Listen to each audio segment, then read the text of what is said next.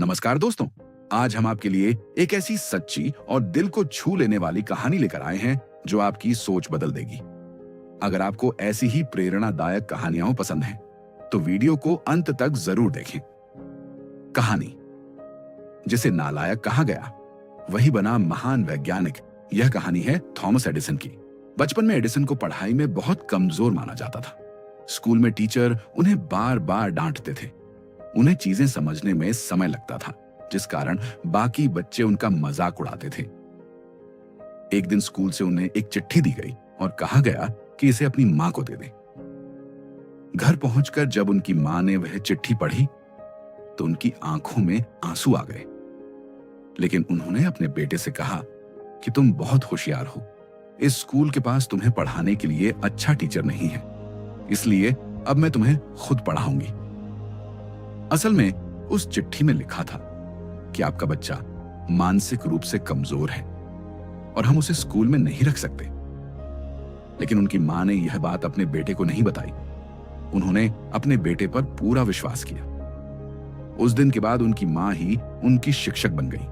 उन्होंने एडिसन को पढ़ाया, समझाया और हर दिन उनका आत्मविश्वास बढ़ाया। एडिसन को बचपन से ही नई चीजें सीखने और समझने का शौक था।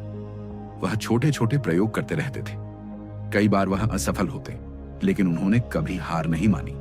जब उन्होंने बल्ब बनाने की कोशिश शुरू की तो वह एक या दो बार नहीं, बल्कि सैकड़ों बार असफल हुए। लोगों ने उनका मजाक उड़ाया और कहा कि यह असंभव है, लेकिन एडिसन ने हार नहीं मानी। उन्होंने कहा कि मैं असफल नहीं हुआ हूं, मैंने सिर्फ इतने तरीके खोजे हैं जो काम नहीं करते। लगातार मेहनत और प्रयास के बाद एक दिन वह सफल हुए और उन्होंने बल्ब का आविष्कार कर दिया। उनकी इस खोज ने पूरी दुनिया को रोशनी दी और उनका नाम इतिहास में अमर हो गया।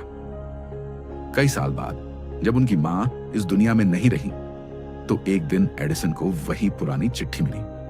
जब उन्होंने उसे पढ़ा तो उनकी आंखों से आंसू बहने लगे, क्योंकि उसमें लिखा था कि आपका बच्चा मानसिक रूप से कमजोर है।